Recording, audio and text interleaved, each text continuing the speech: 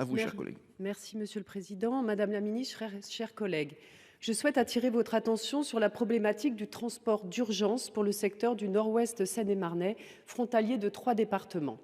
Les communes de Mauregard, Compan, Marché-Moret, Villeneuve-sous-Dammartin, Autis, Ménil-Amelot, Dammartin-Goël, Villeparisis, Mitry-Mory, pour un total de plus de 60 000 habitants, se trouvent à proximité soit des hôpitaux de Senlis dans l'Oise, de Ballanger en Seine-Saint-Denis ou de Gonesse dans le Val d'Oise.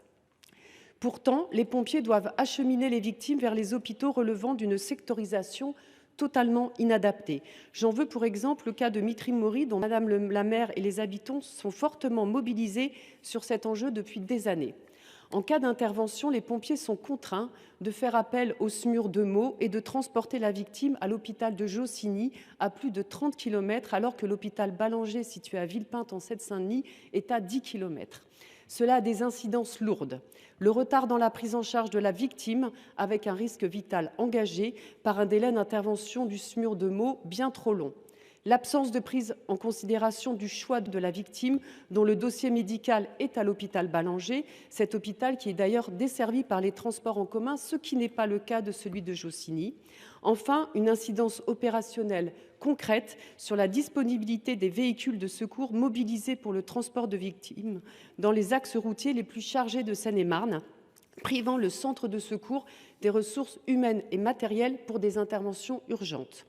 C'est pourquoi nombre d'élus, mais aussi des représentants des hôpitaux, de l'ARS 77 et du SDIS 77 analysent avec une grande attention la demande que les services de secours puissent acheminer les patients vers l'hôpital le plus proche, comme c'est d'ailleurs le cas à Paris. La seule préoccupation qui doit nous guider est de sauver des vies et non de respecter des frontières qui résultent de l'absence d'une prise en compte des réalités territoriales et s'inscrivent dans le contexte d'une politique de regroupement d'hôpitaux qui éloigne toujours plus l'offre de soins des habitants. Je vous demande donc, Madame la Ministre, comment vous pouvez aider à agir dans ce sens. Merci. Madame la Ministre. Merci, Monsieur le Président. Madame la sénatrice Margaté, comme vous le soulignez, les patients des communes de Mitry et Mory sont en effet plus proches des établissements de Seine-Saint-Denis que de Jossigny en Seine-et-Marne. Les services d'accueil des urgences des hôpitaux publics et privés de la Seine-Saint-Denis ne sont pas fermés aux patients du territoire Roissy Pays de France. À titre d'exemple, le service d'accueil des urgences du centre hospitalier intercommunal Robert Ballanger reçoit environ 10% de sa patientèle en provenance des communes de Seine-et-Marne. Les Seine-et-Marnais représentent ainsi chaque année plus de 7200 passages aux urgences de Ballanger en 2022. De même, 34% des passages aux urgences du Vert-Galant, situé à Tremblay en France, sont des patients de Seine-et-Marne, soit 13 600 passages en 2022. S'agissant des urgences du CHI, le Raincy-Montfermeil, celui-ci fait actuellement l'objet, et vous le savez, de travaux de rénovation et d'agrandissement. Ces travaux sont réalisés en site occupé, ce qui a pour conséquence de réduire considérablement la superficie de ce service, déjà très exigu. Cette limitation de l'accueil des transports sanitaires est temporaire et sera revue à la fin des travaux.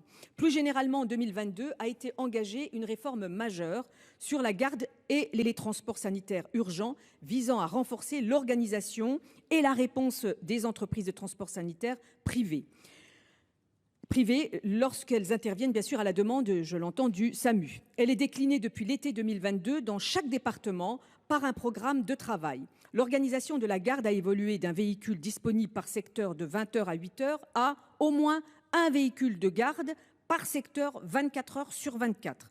Certains secteurs, je parle de Jossigny, Meaux et Melun, bénéficient aussi d'un second moyen de garde sur tout ou partie de la journée en raison de la plus forte demande en transport sanitaire d'urgence sur ces zones démographiques très denses.